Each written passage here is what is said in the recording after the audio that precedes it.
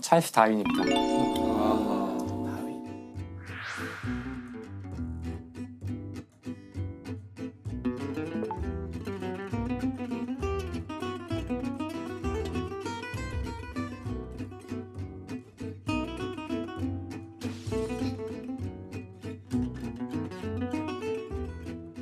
다윈의 이름을 모르는 사람은 없지 않을까요? 드러는 네, 드러는 다 봤을 거라고 생각을. 아는 건 진화론, 그 다음에 그렇죠. 정의 기원 이 두 개밖에 없는 그렇죠, 것 같아요. 그렇죠. 더군다나 이 찰스 다윈이라는 사람은 명성에 걸맞게 충분한 그 스토리를 갖고 있는 사람이기도 해서 아 좋아요. 일단 영화적인 인물이군요. 이미 영화화 됐어요. 그래서 아. 이미 영화화 되기도 했고 의외로 사람들이 잘 알지 못하는 하지만 아주 유명한 그런 네, 이분을 소개하면 어떨까 하고 이제 준비를 해봤어요. 좋습니다. 어떤 점에서 끌리셨나요, 우리 다윈? 사실 그 진화론이라는 그 이론 자체가 우리 인간이 생명에 대해서 할 수 있는 가장 근원적인 질문에 대한 답을 해줘요. 이렇게 다양하고 많은 생명은 도대체 어떻게 해서 만들어졌나? 어떻게 생겨났나? 근본적인 우리는 어디서 왔는가? 그렇죠. 우린 무엇인가? 네. 이거 하나가 장대한 사실 스토리죠. 아 예. 그러니까 다윈 같은 경우는 흔히 말하는 금수저 집안에 어머니가 아마 이름만 들으면 아실 웨지우드 전혀 모르겠어요. 도자기. 골프채 이름 같은. 도자기 도자기. 웨지우드 접시.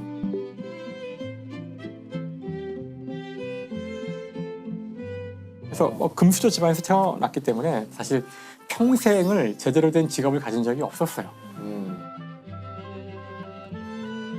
한량이었어요? 그거를 한량이라고 하기엔 돈이 많아서 사실 직업에 대한 걱정은 크게 없었는데 아무튼 그래서 집에선 당연히 의사가 되거나 아니면 뭐 신학자가 되거나 근데 다윈은 흥미가 없었기 때문에 이제 당연히 이제 의사는 재미가 없어서 그만두고 때려치고 그래서 결국은 신학에서 학위를 받게 돼요. 와. 다윈이 신학 학위가 있어요? 아이러니네요. 근데 이제 그 신학 학위를 받은 바로 그때 비글호를 타게 돼요. 비글호요? 이름이 비글호예요? 배 비글을 좋아하셨나? 비글호는 배고요. 그 배는 이제 당시 영국 해군의 미션을 받아서 남미를 측량하러 가는 그런 일을 맡게 돼요. 남미. 근데 어쩌다가 그 배를? 그러니까 신학 학위를 받았는데 왜 그 배를 타게 된 거예요? 그러니까 사실 그 신학 학위를 하면서도 그 자신의 그 다른 곳에 대한 열정. 그러니까 다윈은 어릴 때부터 이렇게 사람들하고 막 놀고 이런 것보다도 딱정벌레를 수집하거나 아니 그런 자연에 대한 굉장히 관심이 많았어요. 책도 많이 읽고. 그래서 이제 그런 쪽의 사람들도 많이 만나서 그 당대에 유명했던 지질학자나 이런 생물학자들하고 교류를 많이 했고요. 그래서 이제 그 중에 한 사람이 비글호가 이런 임무를 가지고 떠나는데 여기 이제 박물학자 한 사람을 구하고 있었거든요. 그래서 이 사람 저 사람 이제 알아보다가 많은 사람들이 나 못 가 뭐 여러 가지 이유로 못 가서 이게 쭉 돌고 돌아서 다윈까지 온 거예요. 근데 박물학자가 뭐예요? 박물. 물. 다양한 것을 모으고. 그렇죠. 네. 수집하고 이런 거죠. 네. 우리 박물관 할 때 그 박물. 맞아요. 그때 다양한 거를 수집할 수 있는 가장 좋은 방법은 새로운 땅에 가는 건데 그래서 당시 이제 그런 학자를 찾았기 때문에 다윈한테 해보지 않겠냐? 그래서 당연히 이 사람은 너무 하고 너무 좋아 이거는. 새로운 거. 그래서 결국은 이제 배를 타게 되죠. 그 탐험 여행 끝에 이제 남미를 다 돌아보고 남미를 떠나서 갔던 첫 번째 섬이 바로 갈라파고스였어요.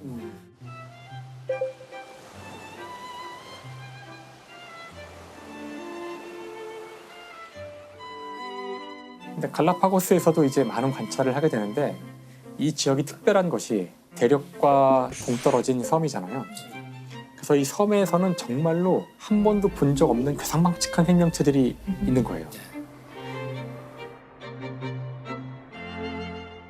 그러니까 그때 이제 새들을 핀치라는 새들을 네. 관찰을 하고 부리에 대한 많은 기록을 남겼는데 여기 섬이 한 개가 아니었거든요. 네. 몇 개의 섬이 있는데 제도라 그러잖아요. 네. 그 새들은 전혀 모양이 달라서 다윈은 다른 종인 줄 알았어요. 다른 종류의 새인 줄 알았어요. 그렇겠네요. 근데 나중에 이제 갖고 와서 이걸 해부를 하고 정확하게 조사해 보니까 같은 종인 거예요. 근데 핀치였구나. 같은 종인데 왜 이렇게 변화가 심하게 일어났을까? 그러니까 이런 현상들은 일반적으로 보기 힘들어요. 저희가 사는 이 세상은 워낙 이미 수많은 종들이 서로 경쟁을 해서 딱 균형을 다 이루고 있기 때문에 이런 일이 잘 안 일어나는데 이 섬은 워낙 좁은 고립된 곳이기 때문에 하나의 종인 새도 상황에 따라서 아주 급속하게 변화가 타타닥 일어나서 다양한 종류의 부리를 어떤 부리를 가진 새는 나무를 쪼기도 켜져 있고 사실 이렇게 다르면은 딴 데서는 다른 종이거든요. 여긴 그렇지 않았던 거죠. 근데 문제는 이제 돌아와서부터 이제 고민이 시작되는 거죠. 돌아와서 고민되지 이제. 예, 자신의 데이터들을 이제 가지고 분석을 하고 책을 쓰려고 하다 보니까 뭔가 이제 그게 있는 거죠. 이거 생명의 다양성에 대한 자신이 답을 찾은 것 같은데 함부로 함부로 이야기 그 그러다가 서서히 답이 보이는데 이게 굉장히 위험한 답이라는 사실을 알게 되는 거예요. 그래서 불경하다. 그렇죠. 네. 그래서 1836년에 돌아왔지만 종의 기원이라는 책이 출간되는 것은 1859년.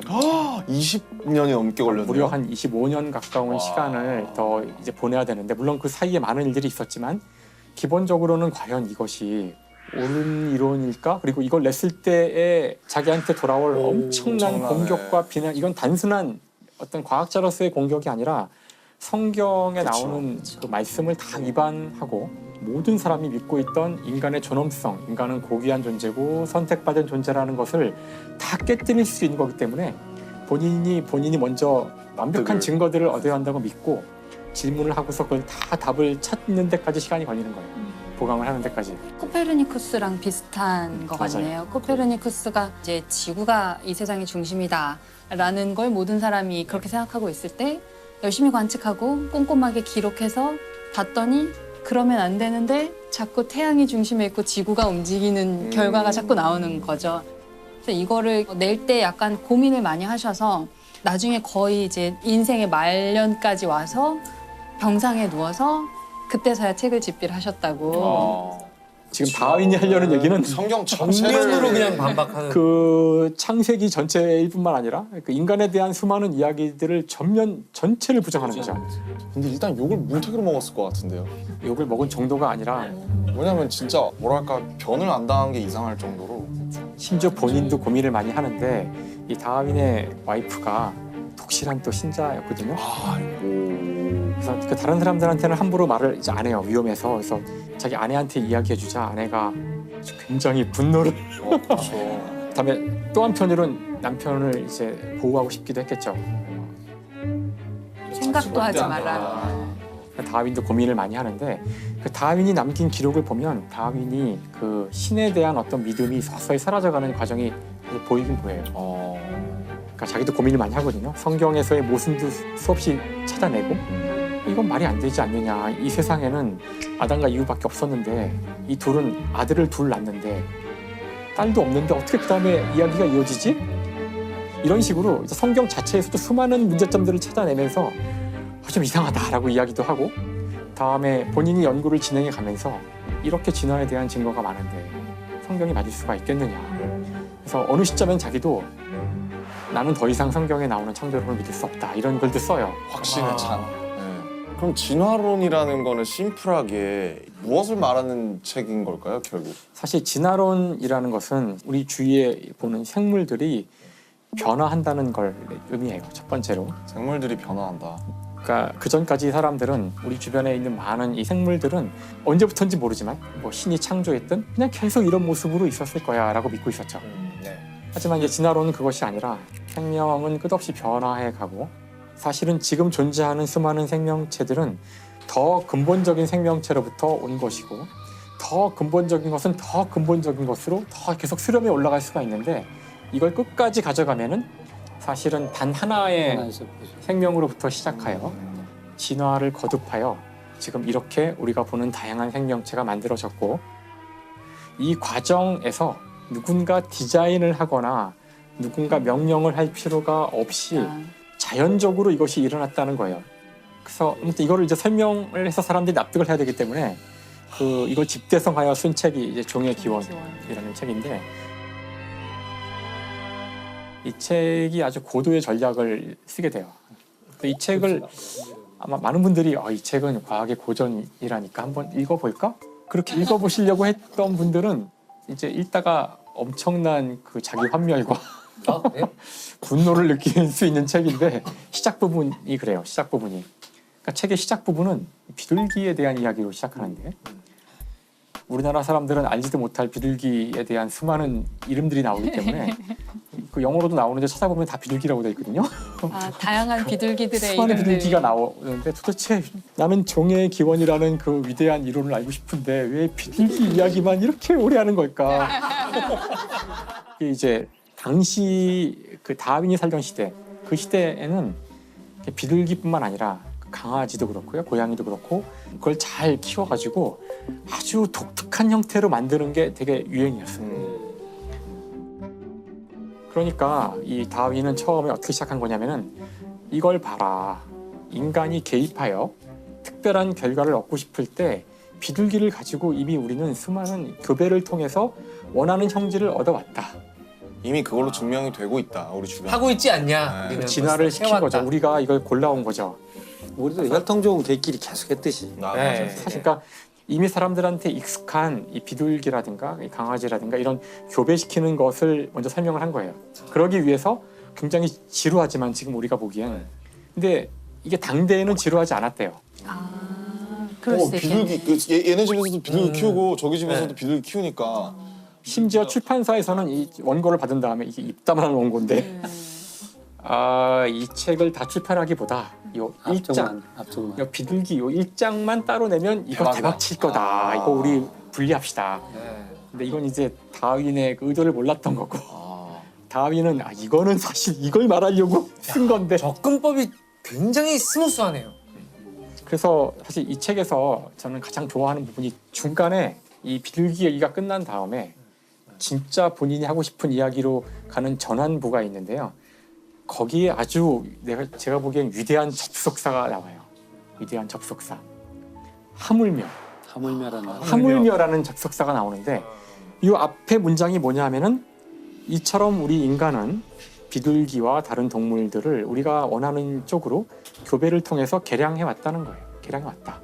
하물며 자연은 수많은 생명체의 경쟁을 통해서 이것들을 그 환경에 맞도록 계속 선택을 해왔다는 거예요. 자연 선택이 거기서 나오는 그렇죠. 바로 인간이 해왔던 것을 이 자연 전체가 그 순간의 환경에 가장 적합한 존재들을 선택해왔고 이 생명종 전체를 바꿔왔다. 자연이. 네, 바로 이 얘기를 그리고 나는 지금부터 그 증거들을 하나씩 보여주겠고 거기서 나올 수 있는 모든 질문에 다 답을 할 것이다. 야, 준비가 다 됐으니까. 그러니까 25년이 걸렸구나. 야, 그런 책이라고는 생각 못했어요. 왜냐면 이거는 단순히 어떤 새로운 발견이 아니라 인간을 능멸하는 걸 수도 있거든요. 인간의 어떤 자존심을 건드린 거라서 문제가 된 거죠. 거북했을 수 있죠. 거북했을 수 그렇죠. 있어요. 네, 네. 그러니까 사실 지구상의 모든 생명체는 어느 한순간에 정확히는 모르지만 한 38억 년 전쯤에 지구에서 시작되어서 그 이후에 똑같은 시간 동안 진화해 온 거예요. 우리와 박테리아, 바이러스 할 것 없이 다 뭐가 그냥 다르냐. 다 똑같은 그런 존재라는 걸 이야기를 해주고 있어요. 그러니까 진짜 무서운 거죠. 많은 사람들이 정말 이 이론에 충격을 받고 대단히 싫어했지만 근데 이 책이 너무나 완벽하게 쓰여졌기 때문에 영국의 과학자들 가운데 진화론을 인정하지 않는 사람은 거의 없었다는 평가예요. 대략적으로는. 결국 하지만 일반인들을 대거 진화론을 지지하는 쪽으로 몰고 가는 사건이 이제 시작돼요. 그게 뭘까요? 어떤 이제 보기에 따라서는 어떻게 오해될 수가 있냐면은 선택받는다는 것이 어떤 경쟁을 통해서 약육강식의 세상을 합리화하는 식으로 이용될 수가 있습니다. 그래서 우생학 같은 것도 맞아, 어떻게 보면 바로 네, 그거죠. 강한 네, 것들만 네. 살아남고 강한 것만 살아남고 또는 이걸 거꾸로 보면 살아남은 것은 왠지 강한 것이고 이걸 인간 사회로만 좁혀서 보면 가장 지금 우월한 백인들이야말로 살아남을 살아남을 가치가 있는 네. 그런 어떤 인종이고 아니면 유색 인종들은 지배를 받아야 될 그런 인종일 수도 있는 거죠. 바로 이것은 당시에 한참 아시아와 아프리카를 식민지화해가던 빵만 유럽에게 아주 필요했던 열강. 어떤 사상이었을 수도 있던 거예요. 그렇게 쓸 수도 있었겠어요. 다윈 자신은 알았을까요? 그 점에 대해서 혹시 미리 우려했거나 우려했죠. 그런가요? 네. 악용될 수 있겠구나. 악용될 수 있기 때문에 사실 그 진화라는 단어를 초판본엔 쓰지 않아요. 에볼루션. 영어로 에볼루션인데 에볼루션이라는 단어는 쓰지 않고요. 그 에볼루션이 들어가야 되는 장소에다가 정확하게는 그 디센트 오브 모디피케이션이라 그러는데 수정을 통한 나아짐이랄까? 뭐 이 정도의 느낌의 단어를 사용하는데 진화를 아주 완곡하게 풀었네요. 예, 완곡하게 네. 이것이 왜냐하면은 그 에볼루션이라는 말에는 무언가 더 좋아지는 듯한 느낌? 네. 뭔가 방향이 네. 있는 듯한 그러니까 그런 뉘앙스를 주고 싶지 않았던 거예요. 근데 워낙 사람들이 에볼루션이라는 단어를 좋아하다 보니 다음에 이게 또 한 단어로 착착 붙잖아요. 네. 그래서 결국은 이제 이 단어로 귀착됐는데 후회하죠. 이걸 나중에 후회하고 뒤에는 쓰긴 쓰는데 계속 안타까워해요. 아, 여기에는 어떤 나아진다는 진보한다는 개념은 없다. 그러면은 여기서 결국 이제 이런 질문이 나올 수밖에 없는데 그러면은 되게 다른 답이 나올 수 있다고 생각하는데 그럼 인간과 다른 여타 동물들을 어떤 구분짓는 어떤 기준이 있다고 생각하신다면 그게 어떤 거라고 생각하시는지. 항상 이런 문제를 접하면 과학자는 똑같을 거예요. 인간이란 무엇인가? 인간의 정의부터 정의. 생각을 해야지만 이 질문이 시작되거든요. 네. 그래서 그러니까 인간에 대한 그 정의가 여러 가지가 사실 있잖아요. 있을 수 있겠죠. 여기 네. 작가님도 많이 아실 것 같은데 네. 저 같은 과학자한테 물어보면 인간은 DNA에 있는 정보로 규정되는 그런 종이죠. 그러니까 종이란 건 별게 아니라 서로 번식이 되면 종이에요. 네. 서로 이제 교미 적당한 단어가 그렇죠? 뭐 짝짓기. 예, 뭐. 그렇죠. 짝짓기. 그러니까 사실 종에 대한 정의는 그런 식으로 짝짓기로 정의가 되어 있는 거고 우리 인간이란 호모사피엔스라는 종은 우리가 가진 DNA 정보를 가지고 이야기할 수 있고요. 그러면 다른 종과는 DNA가 조금 다른데 그 다른 동물과 또 다른 동물은 또 DNA가 약간 다르죠?